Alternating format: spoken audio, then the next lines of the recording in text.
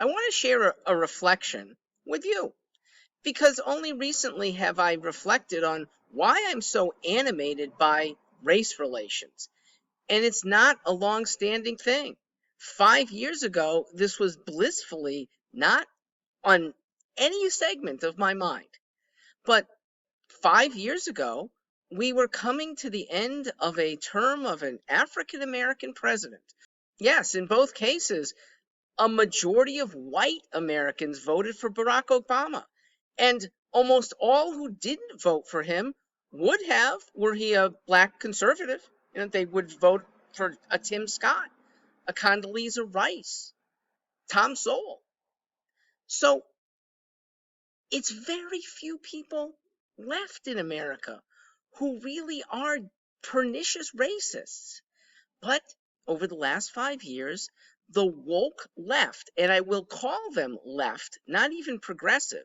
The left wants to destroy. And if they really wanted to help blacks progress, they wouldn't be in favor of these horrible policies that keep blacks down. So I'll give 5 reasons why I'm so concerned. One, it's that one of America's best accomplishments is the near erasure of racism over the last 50 years. I say pernicious racism, okay? Racism that doesn't harm anyone, I don't have a judgment on. I'm ambivalent, actually. Pernicious racism has been mostly eradicated. There are few pockets left, not many, and thankfully, African Americans have freedom of movement to leave the employer who's a jerk, and even leave the town that might have remaining racial restrictions. Our accomplishments over 50 years, some government policy, most just plain being more aware that he's like me. They've resulted in remarkable coming together. Okay, 50 years ago, you wouldn't have thought of a Condoleezza Rice being our Secretary of State or Colin Powell. 50 years ago, it was very unseemly for a black man to be holding hands with a white woman. A special bravery taken if they actually wanted to wed. The progress, and kids 50 years ago, even in integrated schools, black children didn't go over the homes of white children. Okay, they stayed separate.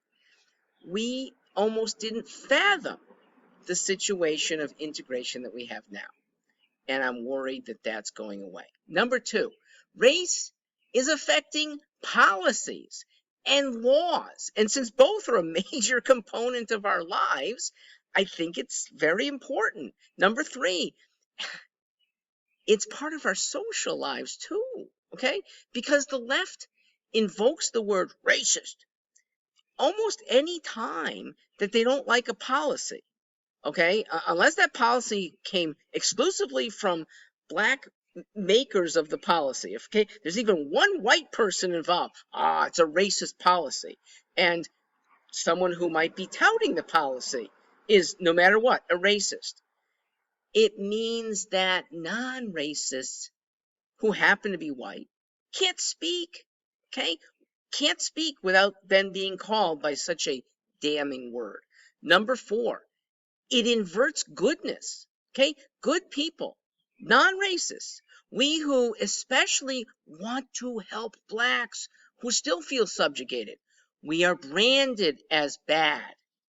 And the word racist is one of the most searingly evil things you could call somebody. We're branded because of something we can't do anything about. We're branded because of our skin color. We're told we are automatically racist because we're white. Or to be more charitable, some people will take it one level down.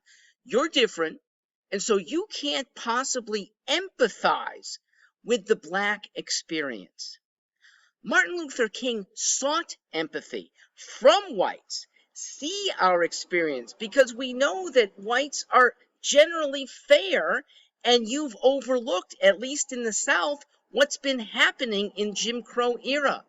Martin Luther King was asking to remove bad government restrictions on blacks. current leftists want more restrictions, mostly on whites. But the more government restricts, the less free everybody is.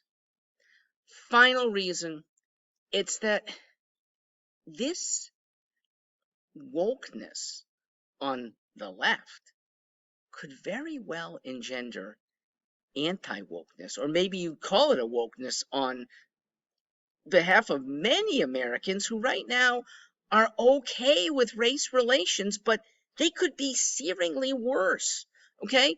Awakened by bad authority, perhaps.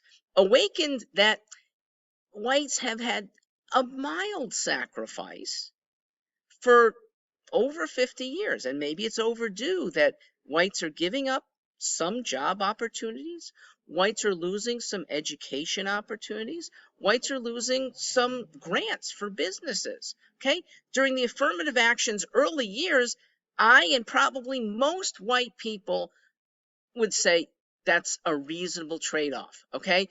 Many years of subjugation, we should do something to rectify. But when we're beyond rectification, and now it's an unfairness directed at skin color, white people generally have tolerated it.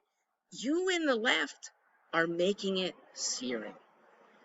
You in the left have it screwed up because you base this on what you think are fundamental differences between black and white when there's almost nothing important that distinguishes black and white. Now, you're 0 for 2 when it comes to gender, where you think, oh, they're all the same. And thus you make policies that want to mesh male and female when everybody knows that they are very different, almost everybody. And that's why I'm not as bothered by the gender thing. It's so ridiculous that people, look, you don't have to go to grad school, okay? Anyone from 8th grade onwards knows how fundamentally different males and females are. And here's some woke leftists that are bothered and trying to legislate. They're not going to get far. Maybe we have to wait 5 more years.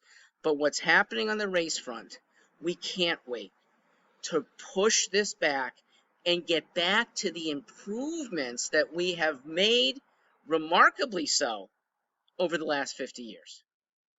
I'm Mark Stewart.